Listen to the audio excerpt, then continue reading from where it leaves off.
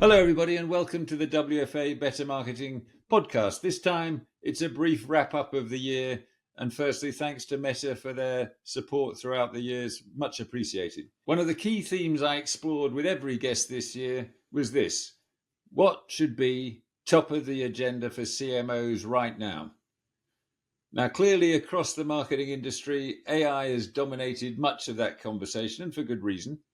But when you look across the different perspectives, there's a much richer and more nuanced story.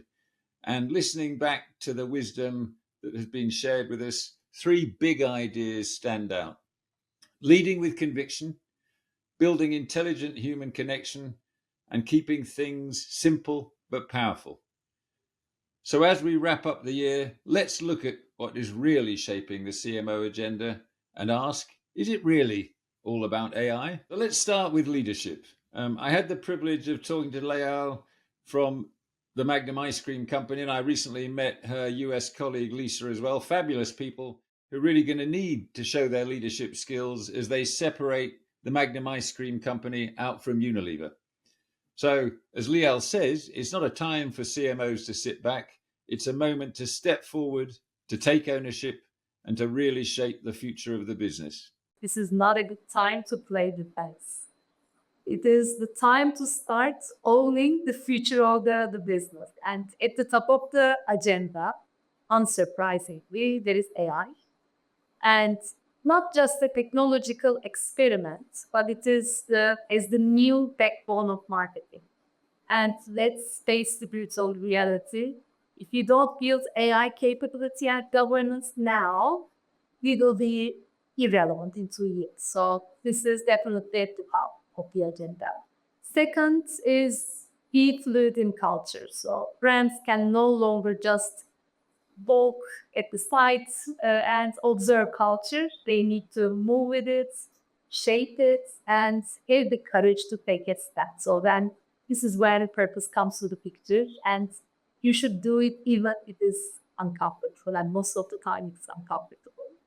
So back in March, I had the great joy of talking to Marcus, who took this further, arguing that CMOs need something deeper than purpose statements. They need conviction. What we've seen brands do is follow this idea of having a purpose, and purpose is a shortcut for social activism. The truth of the matter is that they weren't really convinced. They weren't convicted by it. It was convenient.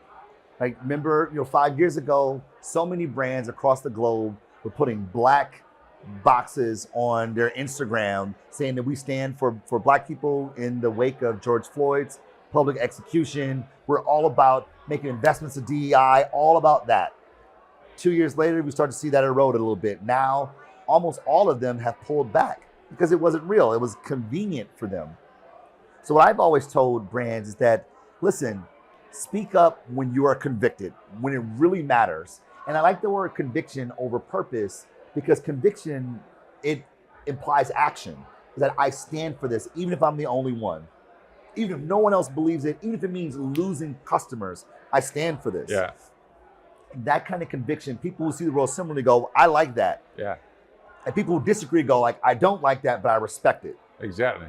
And we know this when we think about humanity, people who sort of believe in a thing and stand by it. And we see brands be,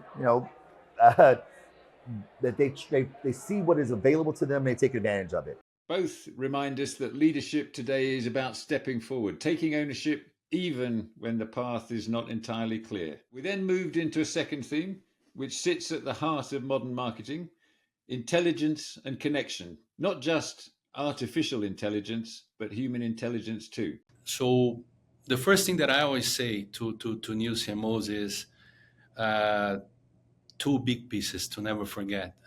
One, deeply understand your clients and consumers. Two, deeply understand your business. Don't think that your marketing is just a piece of the business. You have to deeply understand your business. Exactly because the job of the CMO is to connect that knowledge from customer and consumers to the knowledge of the business so that you can add value to both. And that's when being the CMO becomes the most fascinating profession you can have. So that's the one thing that I always tell new CMOs. The second thing is that we all, the new ones, the old ones, all the CMOs, we need to get ready for complexity, right? Things are becoming more complex by the day with the amount of tools, with the amount of elements that we need to combine. And this is what makes it fascinating, because there will never be a recipe. It's all about being able to constantly stay open for learning. And this is why, again, we need to be very ambitious, but always very humble to learn, so that we can deal with complexity in a successful way.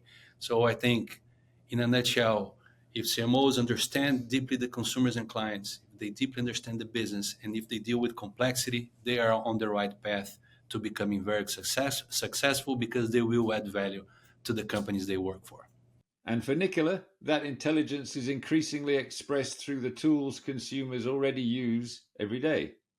Messaging needs to be at the top of everybody's platform, of CMOs' mindsets. Why? Because we're seeing what consumers are doing. Consumers today are sending between over 600 million messages a day between people and businesses. So this is already an established way of communicating, of doing commerce.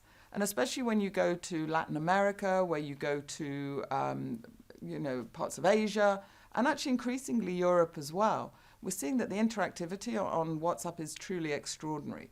So you'll see us really innovating fast and hard in this area. So you can already go from Facebook and Instagram into WhatsApp, into the messaging platforms with Click to, which is a market. Right. You can put a marketing message in. But we're doing now more and more on the paid utility and authentication side of things as well. So I think this is an extraordinary area. And why it's really important is we touched on agents. Where are agents going to live? Where are brands going to have those conversations with agents? We actually think it's going to be on the messaging platform. So it will be on WhatsApp. And we're seeing that already. And I mean, the returns and the reduction is extraordinary in terms of the performance that it's giving to the businesses. We did one in Manila, and they saw a 20% increase in their customer service satisfaction, speed, 24 hours 7, and that was with a smaller business. So yes, messaging is the message. Ed Bell brought this back to the psychology behind all of this. Technology only matters if it helps us understand and influence human behavior. And I always like to talk about technology needs to be in service of human beings and not the other way around. Technology needs to remain at the forefront. It's not just about using more data or more technology is what you should do. It's to understand what it is and what it isn't. I don't think using technology is a guarantee of anything. But I think technology done right, in my experience, actually can really amplify your idea.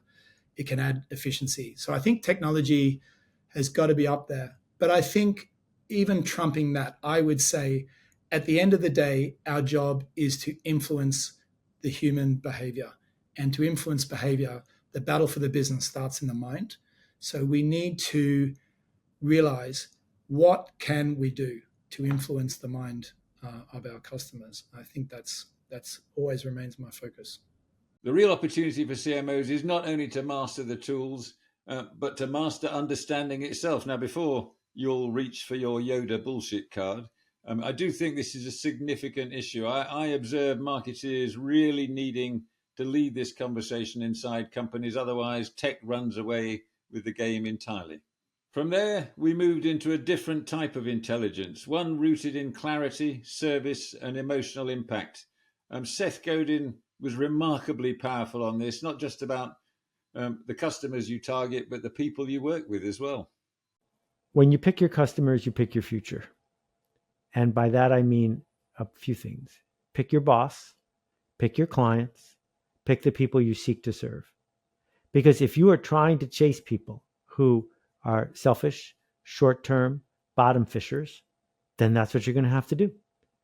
If you are any good at what you do, you're going to fire your worst clients. You're going to walk away from your worst customers. If you're not prepared to do that, then I don't think you're serious about being a great marketer. Frederique echoed this in her reflections from years of judging the Effie Awards, where she's obviously seen the full breadth of marketing work, And she highlights it's not just about big budgets, but it's definitely about big smarts. What might surprise CMO is that the best work is really not the biggest budgets, right? And it's also not necessarily the most creative. So I think when people come into the FEs, they go, "Oh, if I don't have enough money, I'm not going to win an FE," or if it's just not like creatively genius.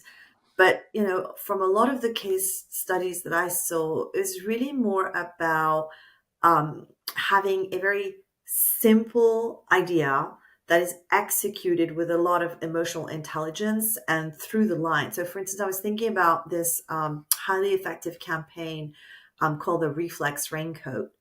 Basically, this raincoat that was established by a Dutch e-bike, and it comes with this reflective surface, and it makes the cyclist highly visible at night. It's a super simple idea. It's highly utility oriented, and it won all of these prizes. And so I think that's the kind of work that really wins. It's not about, a really flashy production or massive budget, but having a really sharp insight and also trying to solve a problem. So that sense of clarity and emotional intelligence sets up one final perspective that feels like the right way to close this roundup. The legend that is Rory Sutherland reminded us that not everything in marketing can or should be reduced to logic. Creativity has always depended on a willingness to believe in something more. Very simply, if you don't look for magic, you won't find it. And if you don't believe in magic, you won't even profit from it when it falls in your lap. And I think that the economic idea of trade-offs, my friend Nicholas Gruen, the Australian economist, has written about this, that this idea that everything is a trade-off. No, not everything is a trade-off. The whole point about creativity is where you're presented with an apparent contradiction and you find a way of resolving it so that it's no longer contradictory. So just to wrap up, I've had some fabulous conversations this year. I hope you've enjoyed them as much as I have. But the simple truth that stands out for me is marketing is always going to be about human beings, the humans that lead the teams that do the work, and the humans that we connect with. This is all enabled by technology, and AI is a tool to help us do that. But I love something I heard at the recent New York Marketing Forum, which is we need to think about human creativity as the front office and technology and all the stuff it does for us as the back office. And with that thought, may I wish you all the happiest of holidays wherever you may be, and looking forward to seeing you in 2026, my word, already, for a year of bold ideas, great creativity and great learning. Thank you so much.